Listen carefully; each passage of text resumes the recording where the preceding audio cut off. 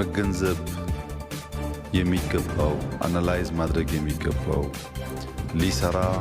የሚገባው ነገሮች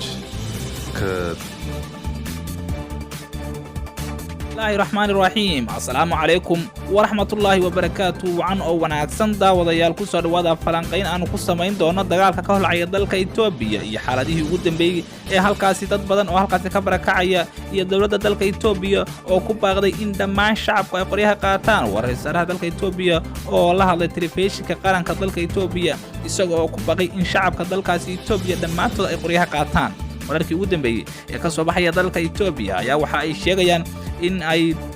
dawladda dalkaasi Itoobiya ay ciidamo badan halkaasi ku aruurinayso iyadoo shacabku ugu baaqday in qof kasta uu qoriga qaato magaalooyinkii ay qabsadeen dawladda dalkaasi waa hadda TPLF iyo kuwa oramada ee mucaaradka ee Kombera iyo Dhisay ayaa la soo sheegayaa inay dad badan halkaasi hawlgal ay ka sameeyeen kadib markay qabsadeen magaalooyinka caanka ee gobolka Amxaarada ku yaala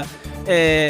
isku xira dhammaan dalka Itoobiya oo caasimadda dalka Itoobiya ee Addis Ababa u jira 355 kilomitir waxaa la soo sheegayaa in jamhadda TPLF ay halkaasi ka bilowday hawlgallo ay ku baacsanayso dadkii la shaqeynayay wasaaraha Itoobiya xukuumadda ka tirsan iyadoo dadka shacabka ee ka soo qaxay halkaasina lagu hortaagan yahay duleedka caasimadda Addis Ababa ee dalka Itoobiya iyadoo ciidamada dawladda dalka Itoobiya ay ku sheegeen inaysan soo gali karin caasimadda shacabkuna ay istifaacaan wararka ugu dambeeyay ayaa waxa ay sheegayaan in kumanaan ka tirsan dadka ka soo barakacay magaalooyinka Dhisay Kombera in halkaasi ay ku hortaagan yihiin ciidamada militariga iyo booliiska nabad sugidda iyo ciidamada kale ee dalka Itoobiya iyadoo shacabka lagu amray in qof kasta uu qoriga qaato oo ayna ka soo carareen ciidamada TPLF ee qabsay magaalooyinka warshadaha caanka kuwa ay ku yaala galbeedka dalka Itoobiya ee lagu magacaabo Kombera iyo Dhisay wararka ayaa intaasi waxa ay ku darayaan in dhammaan shacabka Itoobiya wasaaraha dalkaasi Itoobiya oo xalay jitaad ku qabtay magaalada Addis Ababa ee caasimadda dalka Itoobiya uu ku baaqay dhammaan shacabka Itoobiya inay qaataan qoryahooda isagoo oo sheegay inay istifaacaan wax kasta oo ay isku difaaci karaan ciidamadii ku sugnaa magaalada Kombera iyo Dhisay ayaa waxa la soo sheegayaa inay kala farxadeen kadib markii jamhadda TPLF oo garabsanaysa ciidamada oramada mucaaradka ee loo soo gaabiyo OML inay halkaasi ka sameeyeen hawlgal iyadoo ugu baaqday in shacabka dadkii la shaqeynayay ciidamada Abiy Ahmed inay soo dhiibaan afyeenka jamhadda TPLF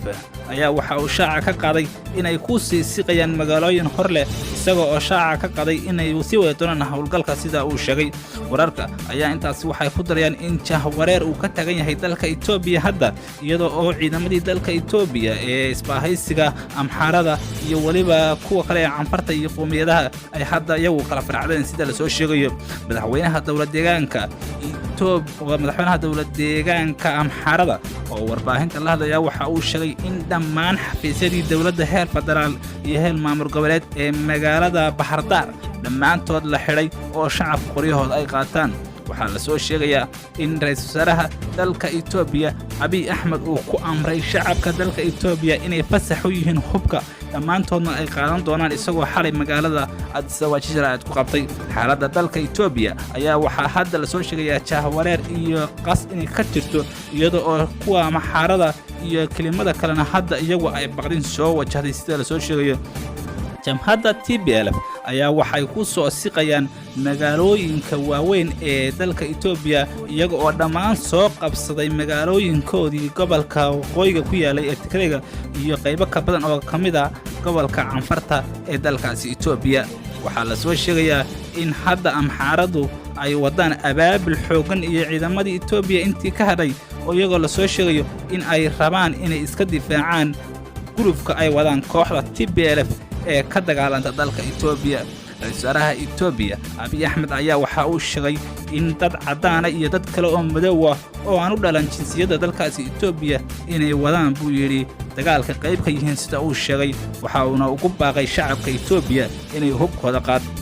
kooxda TPLF ayaa la soo sheegayaa inay isticmaalayaan khidado hor leh oo la soo sheegay inay ku qabsan karaan magaalooyin iyadoo caasimadda dalkaasi Itoobiya kumanaan qof oo ka soo barakacay magaalada dhisay iyo Kombera ay ciidamada dawladdu ku hortaagan yihiin gobolkaasi waxaa la soo sheegayaa in shacabka ay u diidan yihiin inay soo galaan magaaladaasi oo ay u baaqeen inay difaacaan waxay hawlgal ka wadaan magaaladaasi iyadoo kooxda TPLF ay magaalooyinka ay qabsatay baa la soo sheegayaa inay hawlgal ka wado oo ay sheegayaan inay dhammaan sugayaan ammaanka waa magaalooyinka waaweyn ee Kombera iyo dhisay ee dalkaasi Itoobiya wixii ku soo kordha ee xaaladda dalka Itoobiya waxaanu kala soo xidhnaa barnaamijyadeena soo socda waxaanu ka codsanaynaa inaad u sheergareyso dadka halkan kugu jira like aad saarto si aad marba nolol socoto xaaladihii ugu dambeeyay dalka Itoobiya iyo waliba caalamka